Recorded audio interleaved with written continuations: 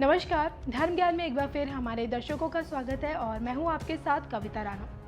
जानलेवा कोरोना के बढ़ते कोहराम ने भक्त और भगवान के बीच जो दूरियां पैदा कर दी थी, अब वो दूरियां मिटने जा रही हैं। भले ही कोरोना का प्रकोप चरम पर है, लेकिन दिन पर दिन बढ़ते रिकवरी रेट ने बड़ी राहत दी है। और आलम यह है कि अब देश भर के धार्मिक स्थलों को खोले जाने की तैयारियां जोरों पर है। श्रद्धालुओं के लिए 8 जून से मंदिरों के कपाट खुल जाएंगे और इस बीच शिव की नगरी काशी से कोरोना काल में आस्था और विश्वास का नया रंग देखने को मिला है। कहते हैं कि जिस प्रकार बगैर बाबा काशी विश्वनाथ के काशी अधूरी है, ठीक उसी तरह काल भैरव की चौखट पर शीश झुकाए बिना बाबा काशी विश्वनाथ के दर्शन अधूरे हैं। समूचे काशी का न्याय कोतवाल काल भैरव के दरबार में होता है, तभी तो खुद पुलिस की कोतवाली में कोतवाल की कुर्सी पर शिव के अंश बाबा काल भैरव विराजते हैं। जो अफसर या नेता काशी आता है, वो सबसे पहले यहाँ मत्था टेक कर और हाथ में काला कलावा बांधकर ही अपनी कुर्सी पर बैठता है। शिव पुराण की माने तो काल भैरव की पूजा से जादू टोना, भूत प्रेत, रोग दोष समेत तमाम तरह की पीड़ा दूर हो जाती है। और तभी तो कोरोना से छुटकारा पाने के लिए भक्तों ने एक बार फिर काशी के कोतवाल के आगे मदद की गुहार लगाई है।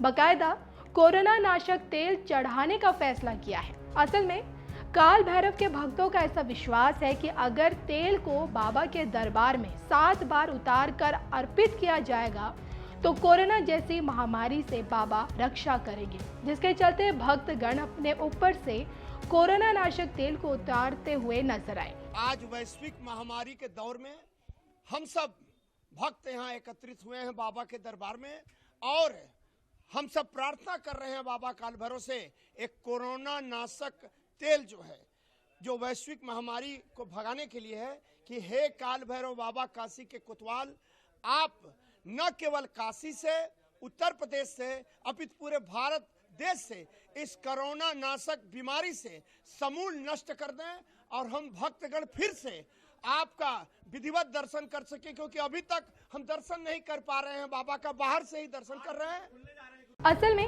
ऐसी मान्यता है कि कोतवाल की चौखट पर जो भी भक्त अपने सिर और शरीर से 7 बार तेल उतार कर बाबा के खप्पर पर चढ़ाता है, उसका उसी क्षण सारी बीमारी व्याधि बाबा खत्म कर देते हैं। खुद प्रधानमंत्री पीएम मोदी जब यहाँ आए थे, तब महंत परिवार ने 7 बार तेल से उनकी नजर को उतारकर बाबा के खप्पर पर चढ़ाया था। और उसी के हिसाब से सारा मंदिर काल भैरव मंदिर परिवार एकजुट होकर आप देख रहे हैं कि यहाँ पर सभी लोगों ने यहाँ सफाई का अभियान थाम लिया है।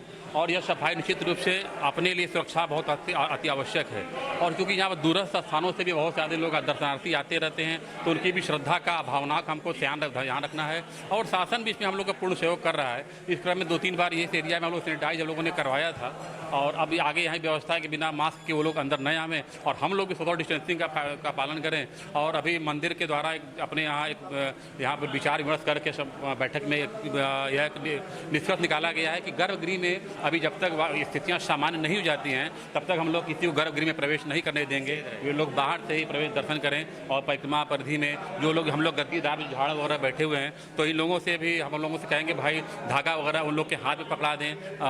झाड़ा दंड, यहाँ पर चूँकि काशी में काल भैरव के दंड के बिना यात्रा पूरी नहीं मानी जाती, तो उनकी भावनाओं का भी सम्मान करना। और यह चूँकि 3 माह से मंदिर बंद है, तो मंदिर व्यवस्था के मंदिर के द्वारा तो कोई सरकार ने कोई व्यवस्था किया नहीं, तो आज आजीविका की बड़ी भारी समस्या भी आ गई है। तो उसी भयानक स्थिति में सबको हम लोगों को भी बैठना आवश्यक है। तो उसमें हम लोग बैठते हुए अपने दिशा निर्देश का भी पालन करेंगे। और जो भी लोग हैं वो लोग आएंगे, उनको दंडम हम लोग जरूर लगाएंगे, क्योंकि कहते हैं कि भैरव दंडम भैरव गंडम भैरव भस्मम रचो गुरु, अर्थात भैरव के दंड के बिना काशी यात्रा पूर्ण नहीं होती। तो दंड का विधान है, तो दंड हम लोग को लगाना अनिवार्य है। तो हम लोग अपने से भी हम लोग विचार विमर्श कर सबको राय देंगे और सबसे आग्रह भी करेंगे कि सभी लोग दंडम जरूर लगावें, मगर धागा हाथ में पकड़ा दें, भस्म उनको हाथ दे दें, ताकि हमारा उनका जो शारीरिक संपर्क है वह स्पर्श वह कम हो सके। तो इस प्रकार का हम लोगों का यह विचार है। बहरहाल 8 जून से काल भैरव मंदिर के कपाट भी खुल जाएंगे, इसलिए सरकार द्वारा जारी गाइडलाइंस के तहत इंतजाम किए जा रहे हैं। वाराणसी से शिवम गुप्ता की रिपोर्ट।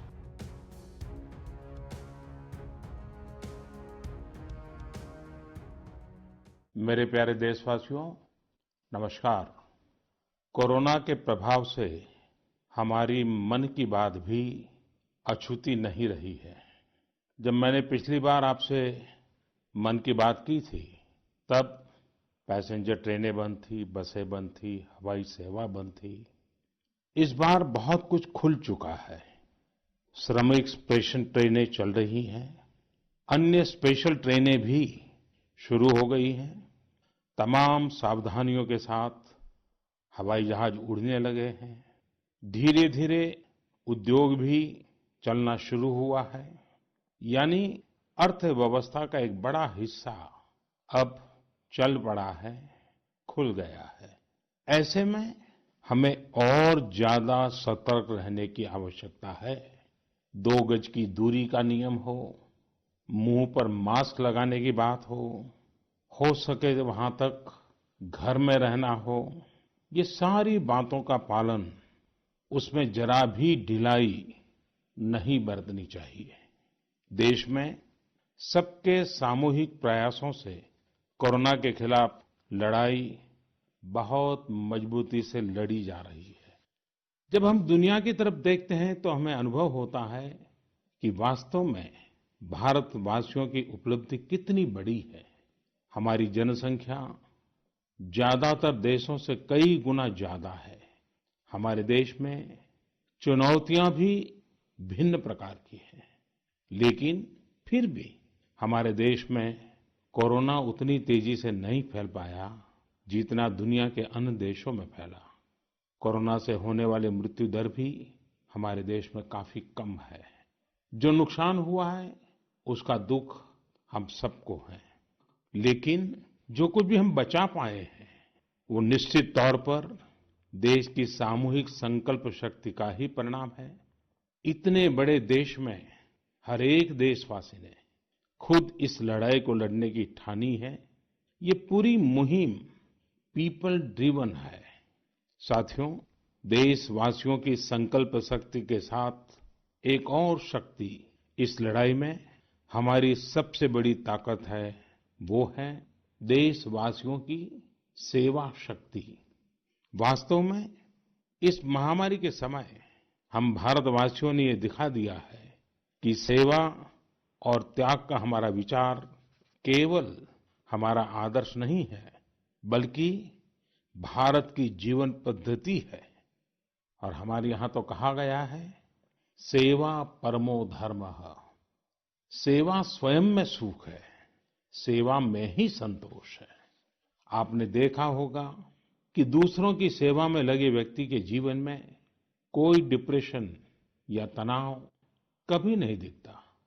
उसके जीवन में, जीवन को लेकर उसके नजरिए में भरपूर आत्मविश्वास, सकारात्मकता और जीवंतता प्रतिपल नजर आती है। साथियों, हमारे डॉक्टर्स, नर्सिंग स्टाफ, सफाई कर्मी, पुलिसकर्मी, मीडिया के साथी, ये सब जो सेवा कर रहे हैं, उसकी चर्चा मैंने कई बार की है। मन की बात में भी मैंने उसका जिक्र किया है। सेवा में अपना सब कुछ समर्पित कर देने वाले लोगों की संख्या अनगिनत है।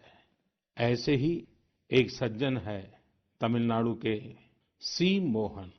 सी मोहन जी मदुरई में एक सैलून चलाते हैं।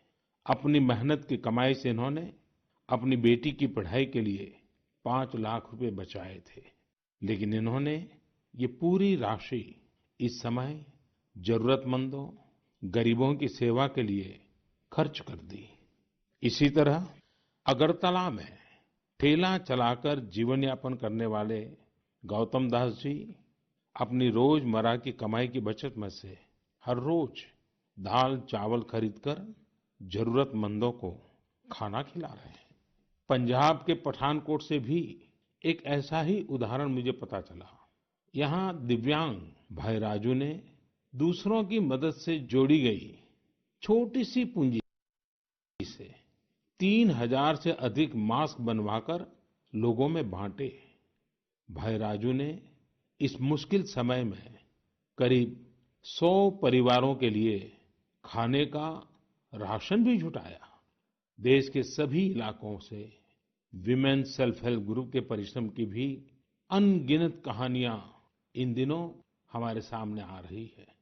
गांवों में, छोटे कस्बों में हमारी बहनें, बेटियां हर दिन हजारों की संख्या में मास्क बना रही हैं।